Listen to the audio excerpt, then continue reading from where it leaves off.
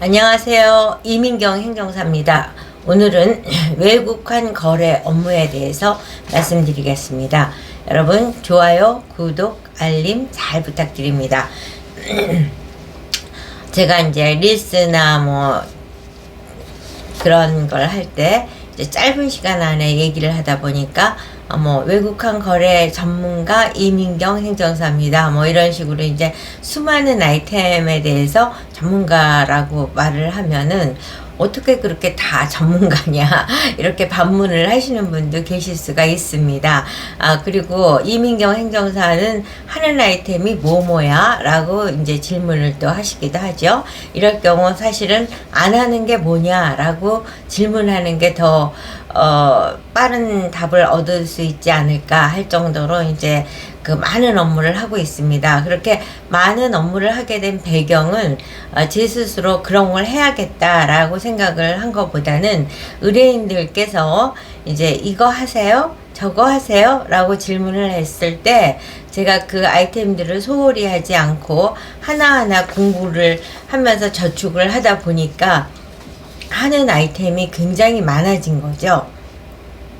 그래서 안 하는 업무가 뭐냐에 대한 답변으로 드리는 게 더 빠른 답변이 될 것 같아서 말씀을 드리면, 제가 지금 안 하거나 못 하고 있는 아이템은 비자 업무하고 조달청 업무, 햇삽 업무 뭐 이 정도고, 대부분은 거의 한다 이렇게 할 정도로 이제 많은 업무를 하고 있고, 또한 이제 경향성이 어떻게 되냐면 과거에는 굉장히 오래 지속되는 업무, 비싼 업무 이런 걸 많이 했는데, 지금은 제가 행정사 이제 10년 가까이 하다 보니까 이제 빨리 끝나고, 비싸진 않지만 빨리 끝나고 부담 없는 업무, 이거를 좀 선호하는 쪽으로 이제 바뀌게 됐습니다. 그 와중에 이제 외국환 거래 업무가 새로운 아이템으로 지금 부상을 하고 있습니다.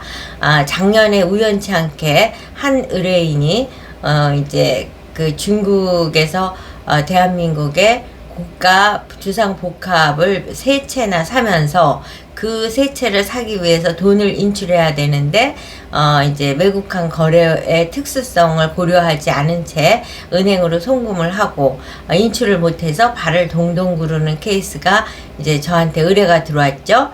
그때 역시 저는 이 업무에 대해서 전혀 모르는 사람인데, 이제 제가 국회 보좌관을 하면서 무에서 유를 창조하는 그 근성을 갖고 살아온 그 경험을 바탕으로 해서 이제 의뢰를 받았고, 뭐 몇 시간 만에 해결을 해서 의뢰인을 감동시킨 그 사례가 있었습니다. 이게 이제 계기가 돼서 제가 외환 거래 업무를 이제 하나 둘 하게 되신 거죠. 그랬는데 외환 거래 업무를 하다 보면은 정말 100명이 연락을 주시면 100명이 다 새로운 유형과 프로세스를 갖고 문제를 해결해야 되는, 그렇게 정말 다양한 케이스가 많다는 것을 이제 확인하고 있습니다. 제가 이제 어제죠, 이렇게 한 두 케이스가 연락이 왔어요. 근데 이제 첫 번째 케이스는 뭐냐면은, 본인이 16년 전에 3억 5천을 주고 대한민국의 비거주자로서 대한민국에다 부동산을 매입을 했고, 그랬는데 그 16년이 경과된 이 시점에 그걸 매각을 해서 이제 그 돈을 송금을 하려고 한다. 그러는데 이제 송금이 잘 안 된다. 어떻게 하면 되겠냐라는 얘기예요. 그래서 제가 질문을 드렸습니다.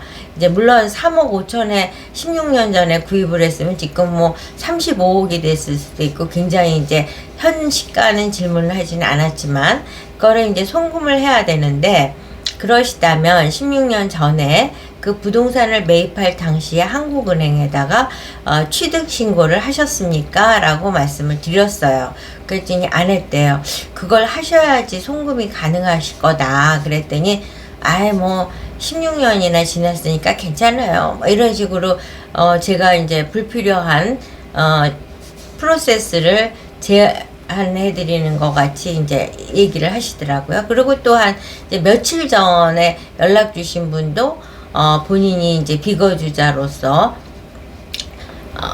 그 과천에다가 그랬다나 뭘 샀는데, 또 그 나라에서 그걸 사는 걸 뭐라 그러나 하여튼 그렇게 해서 그 25억이나 되고 뭐 굉장히 액수가 큰데 거기는 한 13년이 되셨다고 그러더라고요. 근데 그분 역시 이제 그 취득 신고를 안 한 거죠. 그러면서 그걸 하셔야지 그 돈이 해외로 송금이 가능합니다. 그랬더니 뭐 제척 사유가 5년이 지나면은 안 해도 되는 거가 됐다. 뭐 이런 식의 이제 본인들이 각자 아주 유리한 말씀을 하는데 실제로는 그게 아니라 위규 신고를 이제 외환거래은행에서 해야 되고 위규 신고를 해서 자신이 취득 신고를 하지 않았다는 사실을 인정받는 소명과 입증 서류를 통해서 위규 신고를 해야지 됩니다.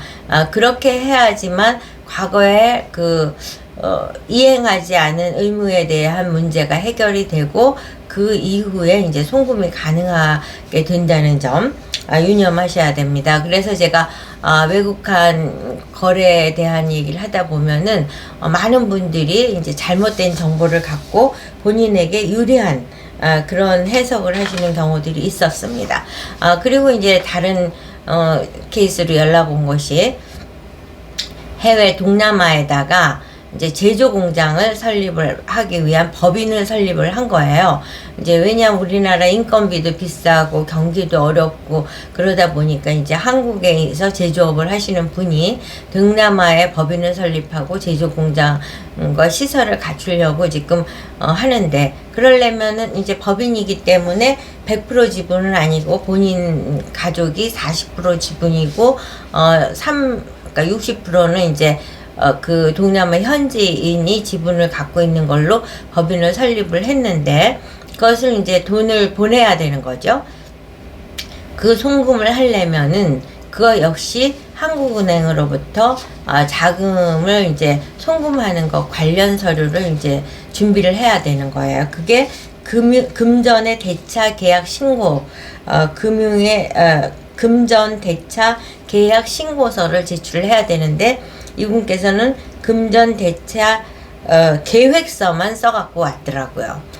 그래갖고 이제 사실 어떻게 보면은 이 행정 절차라는 것이 알면은 그렇게 대단한 것도 아닌데 이제 이분이 금전의 대차 계획서를 준비했는데 그걸 갖고서는 은행에 가서 송금을 하려고 보니까 한국은행에 가서 신고증을 받아갖고 오세요 라고 하기는데 뭐 변호사를 만나도 몰라, 회계사를 만나도 몰라, 뭐 은행 가서 물어봐도 몰라, 깜깜이로 헤매고 계셨던 거예요. 마찬가지로 저번에 제가 맨 처음에 맡아서 이제 해외에서 돈을 한국에 송금을 해서 주상복합 건물을 구입하신 분도 마찬가지예요. 몇 달을 뭐 변호사, 세무사, 행정사 근데 이제 행정사 다른 분에는 정작 의뢰까지 했는데 이제 고생만 상호간에 하고 결론을 또 못 찾으신 케이스였습니다. 그래서 이번의 경우도 이렇게 많은 이제 그 고난의 시간을 보내다가 저를 찾아서 연락을 주신 거죠. 그래갖고 한달음에 아주 멀리 계시는 분인데 달려오셨습니다. 그랬는데 여기에서 이제 유념해야 될 거는 아까 말씀드렸듯이 금전의 대차 계약 신고를 하는데 그 신고를 할 때는 계약 관계에 대한 것들을 다 입증을 해야 돼요. 그래서 이제 사실 이 외환 거래에서 핵심적으로 생각할 부분은 뭐냐, 이 돈의 출처가 어떻게 된 거냐 이런 거기 때문에 이제 어려운 경우도 있지만 이분의 경우는 사업을 잘 해오셨기 때문에 자금 출처 확인서를 세무서에서 받는 거죠. 자금 출처 확인서는 너가 이 돈을 버는 동안 의무 이행을 다 했느냐예요. 세금을 제대로 냈느냐를 입증하는 건데 이분께서는 국세 납세 신고서 또 지방세 납세 이제 결과서 뭐 이런 것들만 갖고 왔지 자금 출처 확인서는 발급을 해 오지 않았습니다. 이처럼 어떤 문서가 알면 별거 아닌데 그 문서를 모르기 때문에 그렇지만 또 이거를 전체적으로 설명해 줄 수 있는 누군가가 아직은 없다는 거. 왜냐하면 최근에 부쩍 이렇게 외환을 해외에 보내기도 하고 외국에서 한국에 갖고 오기도 하는 사례가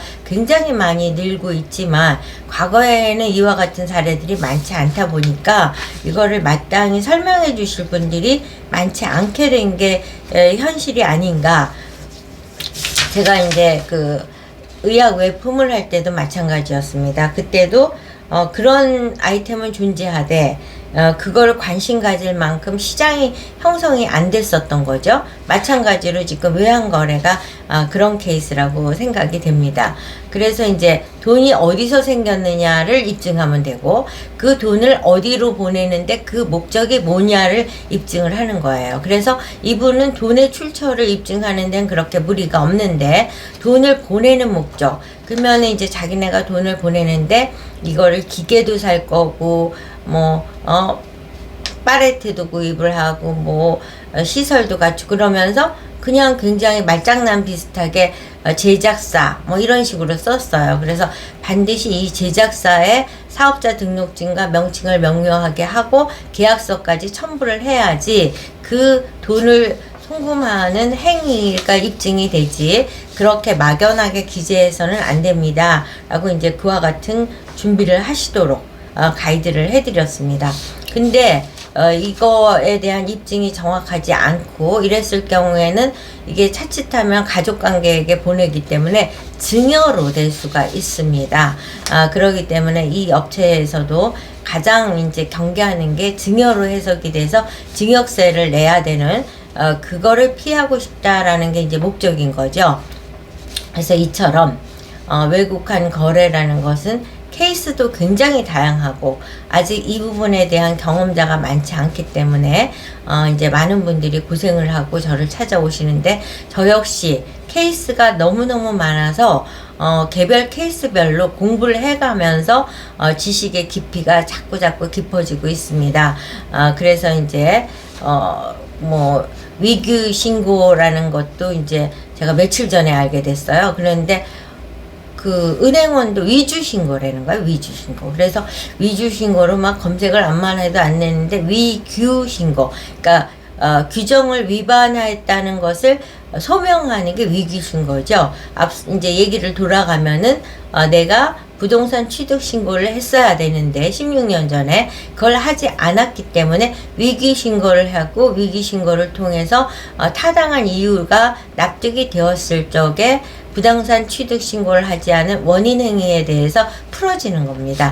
이처럼 외국환 거래의 업무는 굉장히 다양하고 복잡하고 그에 비해서 이 문제의 해법을 답해줄 수 있는 사람이 많지 않다는 점을 말씀드리면서 뒤늦게라도 이민경 행정사를 찾으셨다면 연락 주시면 다양한 경험을 바탕으로 해서 또 새로운 경험을 쌓아나간다는 심정으로 최선을 다해서 여러분들이 답답해 하시는 문제의 해법을 찾아드리도록 하겠습니다. 여러분 좋은 영상이라고 평가되시면 좋아요, 구독, 알림 잘 부탁드리면서 오늘 영상 마치도록 하겠습니다.